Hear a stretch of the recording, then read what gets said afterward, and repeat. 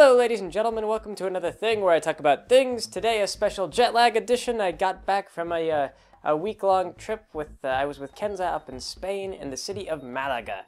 So that is the subject of the day. Malaga, it's actually very far south, very southern Spain.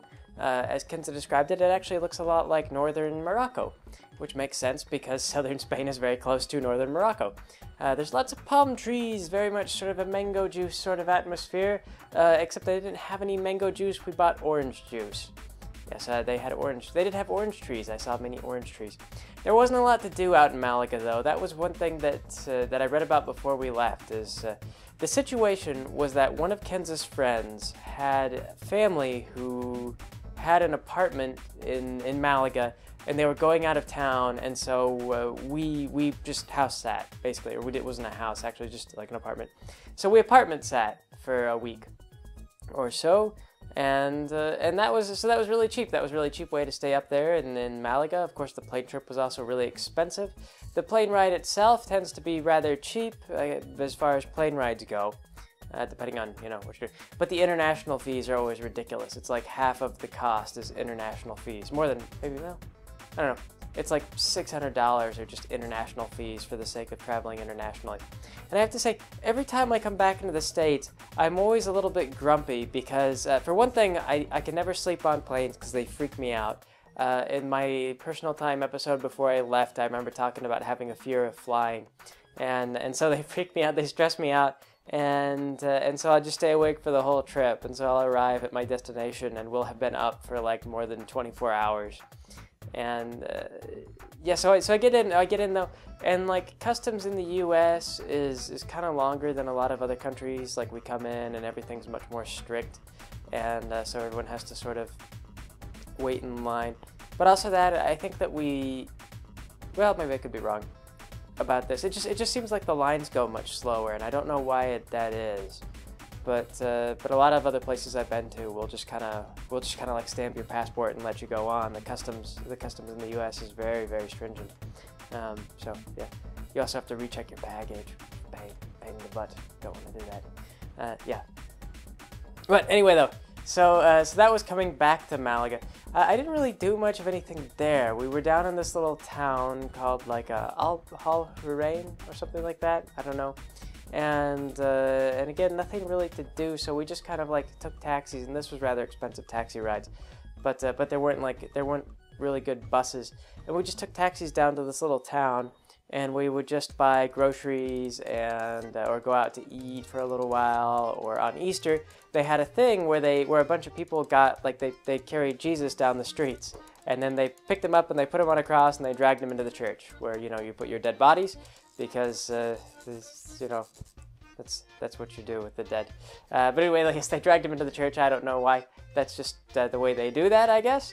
I don't know. I don't speak enough Spanish. I had enough Spanish to tell them, mi español es muy mal. So that was the one that made a couple people laugh. There's something about that. When you tell people, like, when you speak enough Spanish to tell people that you cannot communicate with them, they immediately assume that, oh, you're just modest. And so, like, I did that every time I told people something like, mi español es muy mal. They would get excited because they would think that I really did know Spanish and that I was just being modest. They'd be like, oh, and they would start talking to me in Spanish. I'd be like, no. I mean, like, I don't speak any Spanish. Mi español es no español. I have no Spanish really. I couldn't hardly do anything except for ask where the bathroom was and tell people I didn't know how to speak the language. So, yes, I think I can do that in Russia too. Russia, like a Russian, ya ni говорю по-русски, I think. По-русски? I don't know. I think I don't speak Russian. So I can do that to myself in Russia one day too if I ever want to go to visit Russia, assuming that tensions blow over. Hopefully that does. With the whole situation going on right now. But anyway though, yes, one day I will travel all around the world and confuse people by telling them I can't speak their language and no one will believe me. So yeah, but anyway though, so you'd think that actually Spain would be really cheap, but I find out really kind of consistently everywhere I go, everything kind of costs the same everywhere you go. There are some exceptions. Like, for some reason, soda in Denmark is like $4 or $7? I can't remember. Like, but a bottle of soda is really expensive in Denmark. But most of the rest of the food is pretty reasonable. It's about the same as what you'd expect to pay in the U.S. And Spain was the same way. Like, you hear about stuff. I think it's a very old mentality. It's like maybe back when our parents were young, the U.S. dollar was a lot stronger, and so you could go to some place like Spain, and the U.S. dollar would buy you more stuff. But these days, it's really not the case. Everything is the same cost, really, as far as I find. So it was pretty much like a week of eating restaurant food, or just a week of shopping in the U.S.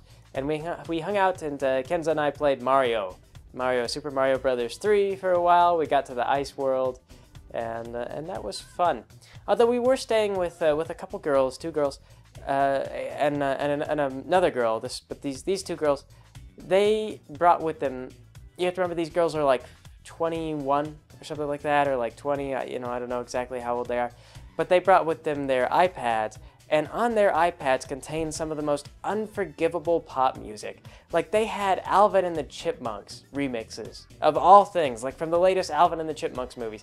And they would play it, like they played it once a day. So like every single day they would wake up and they would turn the iPad on and turn it up, and then they would just play it all day. Like, for as long as we were in the apartment, they would just play the freaking iPad. And so every single day I got to hear Alvin and the Chipmunks singing the Witch Doctor remix that they did. Where, like, I don't know how to describe it, but they changed some aspects of the song to where it gets stuck in your head way worse than the original ever would. So, yes, that happened. 2 of the girls were just very girly, just really stereotypically, just that college student age demographic, kind of like, what are you interested in? What do you do? And they're like, I'm interested in whatever's popular, and I do whatever everyone else kind of is into, and it's sort of like, okay. So that was present. That drove me up the wall a little bit. I made a stir fry with Kenza, and I'm sorry this sounds so mundane. I imagine you guys would love to hear more about stories. This isn't like when I went to France and someone was shot outside of my hotel. Like I said, it was a small town. There wasn't a lot to do. I mean, like, we went swimming. It was pretty. There was a little totem of a golf player in the place. That was pretty much it. There wasn't a whole lot else that went on. There wasn't a whole lot else to say. Although on my flight home, I remember the plane passed by this really weird formation of some sort that was sticking up above the clouds. And there was like a pit. I don't know how to describe it. It was like the scariest, like the Mountain of Kadath or something like that from H.P. Lovecraft. It was just one of those, like, with me being nervous about flying as it was just so weird that it was just like clouds and clouds and clouds as far as you could see. And then off in the distance, there was just this, like, landmass that was jutting up out of the clouds, and then there was like a vortex or something where you could just see, like, there was a hole in the clouds. Strange. Weird. But, what else? I mean, I'm trying to think if I even did anything really more than that's worth regaling.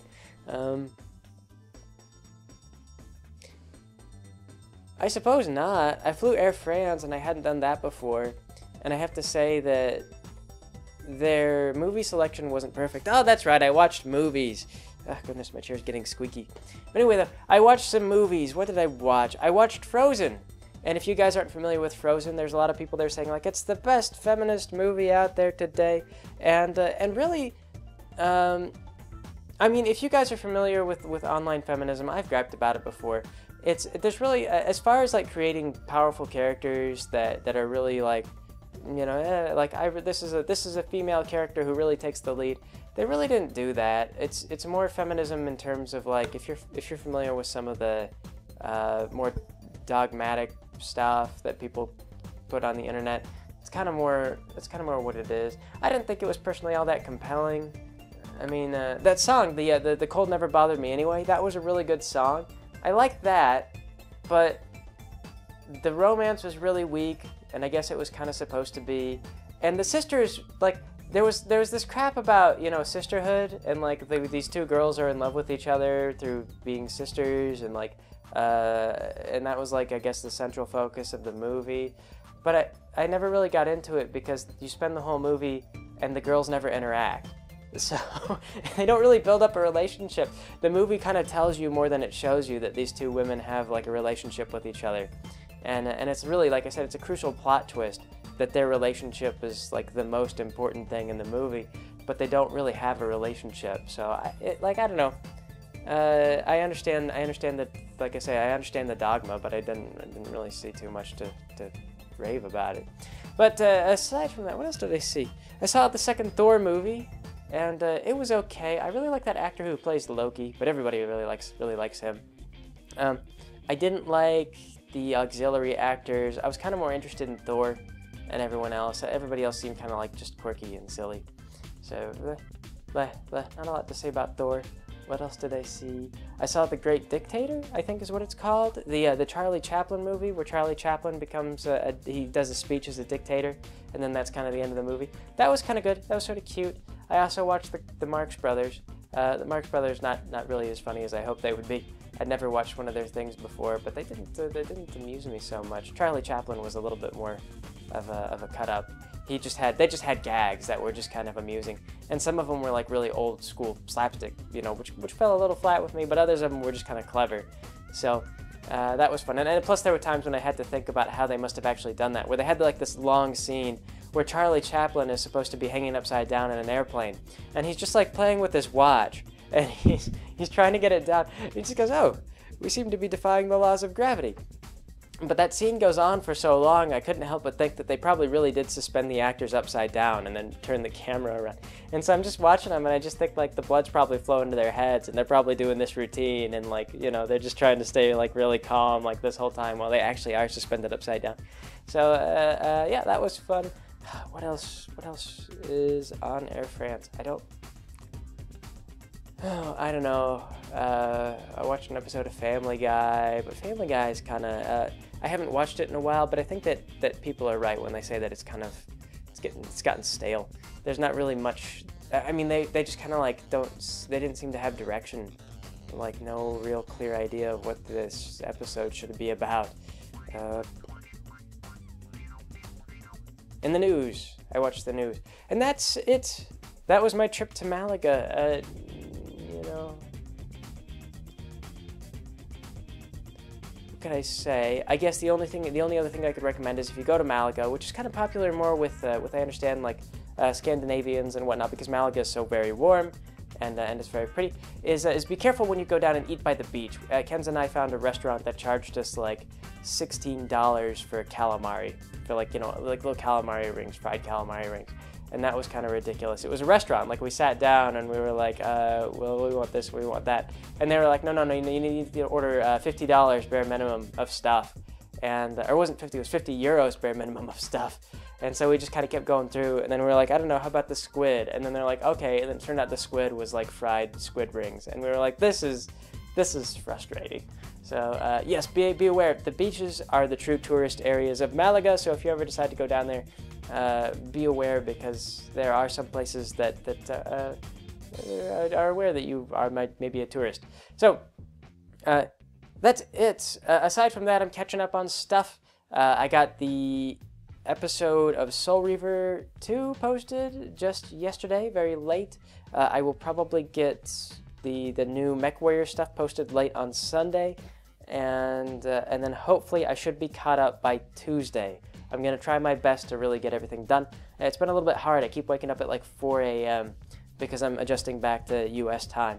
But I'll get back on track, get back on schedule, and we'll get everything put in motion in the way that that it was working well, because things were going good beforehand.